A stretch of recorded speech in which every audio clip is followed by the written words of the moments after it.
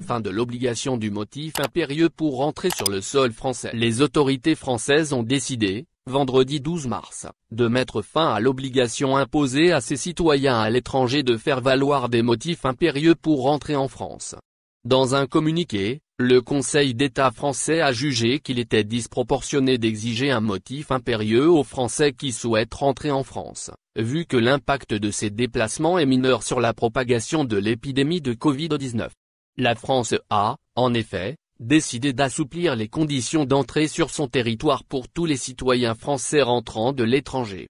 Dans un communiqué diffusé vendredi 12 mars, le Conseil d'État a indiqué qu'il jugeait disproportionné d'exiger un motif impérieux aux Français qui souhaitent rentrer en France, car l'impact de ces déplacements est mineur sur la propagation de l'épidémie de Covid-19, lit-on dans le communiqué. La plus haute juridiction française de l'ordre administratif ajoute que le fait d'exiger un motif impérieux porte une atteinte disproportionnée au droit fondamental qu'a tout Français d'accéder à son pays. Les Français rentrant d'Algérie concernés.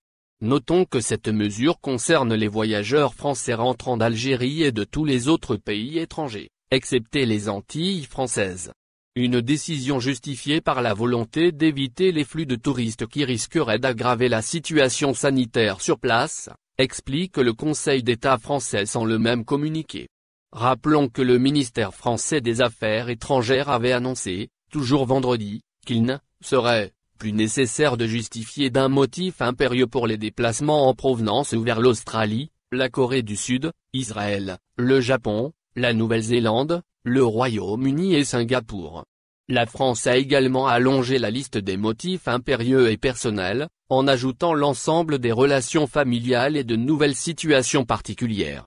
Sont désormais inclus les couples mariés et pacsés, mais dont l'un des membres est établi à l'étranger, et les mineurs scolarisés en France alors que le foyer familial est à l'étranger et les couples séparés avec enfants vivant l'un en France et l'autre à l'étranger.